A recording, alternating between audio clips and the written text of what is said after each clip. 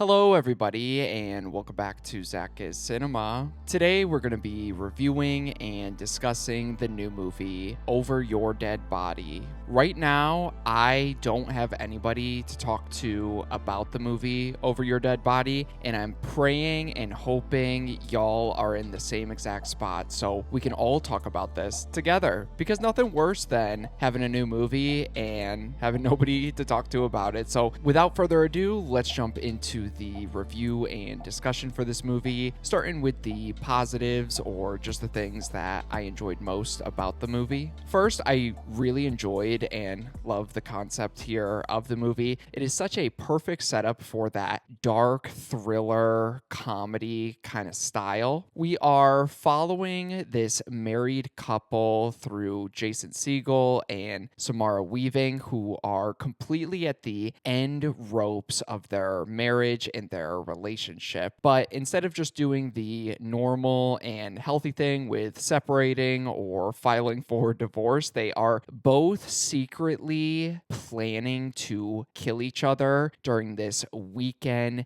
getaway mini vacation at their cabin that they own. And I think right off the bat, it is such a unique idea, but it's such a simple idea that works so well for the genre these filmmakers are playing around with. And I think that's what makes it hit for me with how believable it feels, but almost in this satirical, exaggerated kind of nature. It plays into that fear that I hold on to of just being stuck in this miserable relationship or marriage where nothing gets said, resentment slowly builds over the years, and things slowly decide to rot over time. And that is the foundation of these people's relationships. And seeing that concept played in this dark, comedic, almost absurd comedic lens makes it way more engaging, way more uncomfortable, but yet in a good way, in the best way possible. And on top of that, both of the performances, or I guess all of the performances in this movie, are fantastic. Specifically with our main couple here, like I said, Jason Segel and Samara Weaving, they both do such an amazing job at balancing that tone of that forced normalcy in a relationship with that underlying hatred of each other and the situation they find themselves in. You can feel how done they are with each other, and even when they're trying to act as this normal couple, it always comes off as like this, at least in the beginning, the couple that they think they should be portraying or the couples they've seen in media, but you can tell they both hate each other, and it's just so unsettling, scary for the realistic aspect, but it leads to so many great comedic beats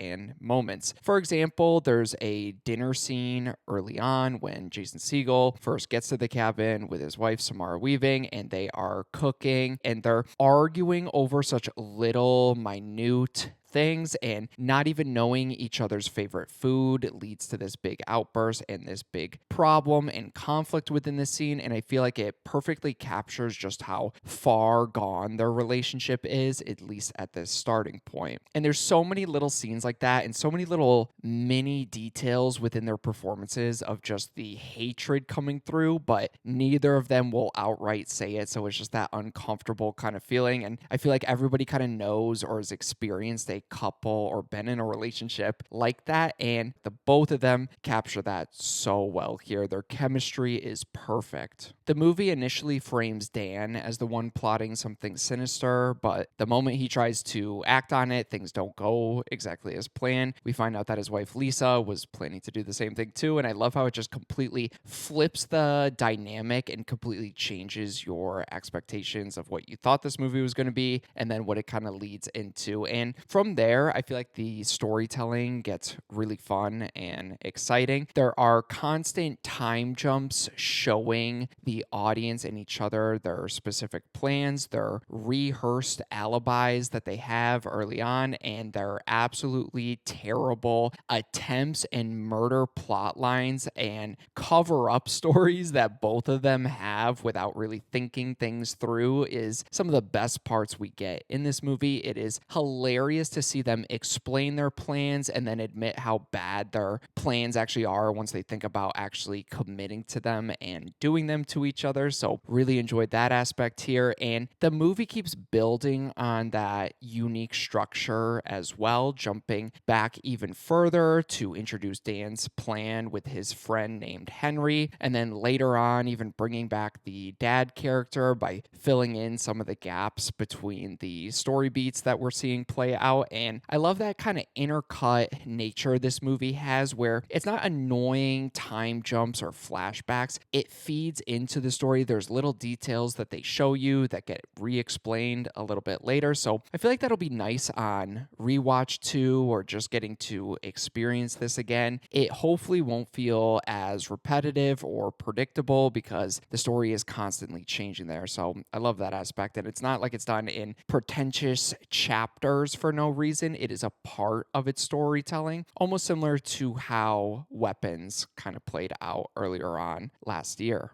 And without getting into too specifics, the movie overall isn't too gory, but it focuses more on that comedic thriller bit right up until the third act. And I loved how wild, chaotic, and gory the movie really gets. When Jason Segel's dad character shows up, it feels like it goes or is going into this predictable direction, but instead it takes a hard turn into something way more violent, way more grotesque, way more absurd than I was really ever expecting or came to expect when I was watching the movie the other day. And the lawnmower scene, if you've seen that, really caught me off guard. It was set up earlier with Jason Segel, but then unfortunately his dad gets the brunt end of the lawnmower there. And that is when the movie fully leans into that R rating in this chaotic way, and it works so well. And I feel like it really sticks and lands the ending for how gross and over the top and just carnage candy fueled fun this movie really has, because if it was all throughout the movie, the third act would kind of blend into it. But since they focus more on that thriller, relationship, dark comedy kind of aspect, I feel like the third act is fun, but then they introduce more seasoning there to make it even more fun with all the carnage and gore and violence here. So overall, I had a really fun time with this movie here. But with that said, let's jump over to my mixed aspects for the movie.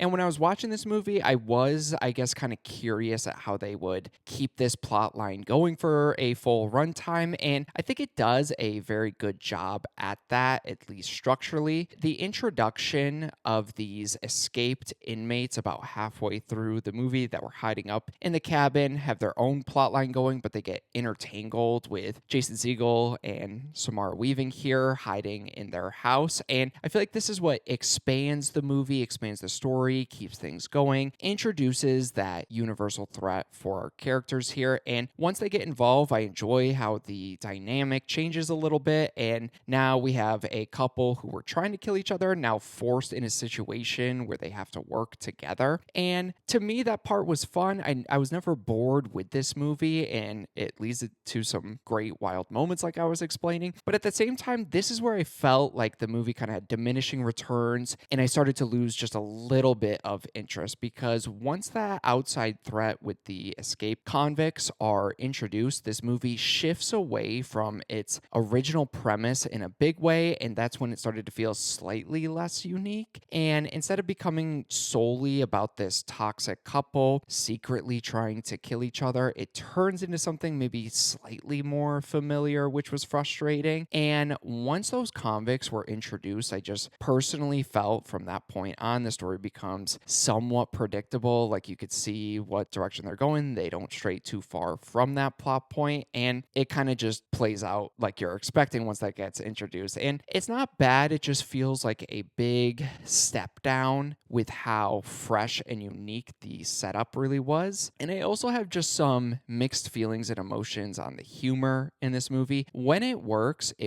super well. Very funny movie and memorable moments. Like, there is is this hilarious plastic bag scene the first time Jason Segel tries to kill his wife. The dad showing up in his plot lines I found very funny. The chaotic basement scene with the underground prison game. If you've seen the movie, you know what I'm talking about. Absolutely hilarious stuff. But there's also stretches, especially towards the back half, where the humor starts to fall off a bit for me. Doesn't land so consistently, and I know humor is such a personal thing, so take that with a grain of salt. I guess just I find myself not really finding comedies all that all that funny, like laugh out funny. I guess I was consistently chuckling throughout the movie with a sprinkled few laughs when I was kind of hoping for more of those laughs more consistently, if that makes sense. But with that said, let's jump over to the negatives I have for this movie. And these are a little bit more nitpicky, nothing that really pulled back my overall enjoyment with the movie. But I think the biggest issue I have here, just after thinking about it, is the logic and some of the character decision making throughout the movie. And usually I can really look past small details like this, but to me, there was just too many moments where characters have these clear opportunities to kill each other or escape, and they just don't, and find a convenient way of kind of getting back into the main plot line. And like I said, normally I can overlook that, especially in a comedy, but it just felt so frequent that it felt distracting at times. Like there's a literal scene where Lisa ignores a gun, a loaded gun on the ground, and keeps going back and forth for the kitchen knives to try to stab somebody. And it's all for the sake of the joke, which doesn't really land for me. And moments like that just happen repeatedly where I'm like, you could easily kill him. Even if you forgot the gun was there, just stab him in the head. He's about to kill your husband and then you. Like, there's no reason to just keep like stabbing him in the shoulders. That's clearly not doing anything. So little things like that got a little frustrating because at that point it kind of feels like some of the characters lose basic survival instincts just to keep the movie going along here. And then when that keeps happening, I just kind of get taken out of the movie. So never horrible where it just left me feeling so frustrated and hating the movie, just more like minor nuanced complaints with that aspect, if that makes sense. Because I would say that overall, Over Your Dead Body is a wildly entertaining and cleverly structured dark comedy with a fantastic premise and strong performances. But it loses some of its originality and tension once it expands beyond its core idea and leans too heavily on convenience. So for my rating for this movie, this is one that I would look to watch again, but I'd probably keep at that more rented price or hopefully streaming on a platform I'm already paying for. If one day I stumble upon the Blu-ray for a severely discounted price, I would love to pick this up because this just seems like a perfect Sunday afternoon movie, rainy day movie, a fun little thriller to show people that you want to watch movies with and people that have never heard of it. I think it is worth that kind of grading category for myself, but definitely recommend checking this one out. So if you guys have seen this movie, please down below let me know what you thought of it. Did you agree with my opinions? Do you disagree? Are you somewhere in the middle? Please let me know all that down below. But that's about it. I appreciate anybody watching my videos, so thank you so much. And yeah, look forward to more ZakIsCinema coming very soon.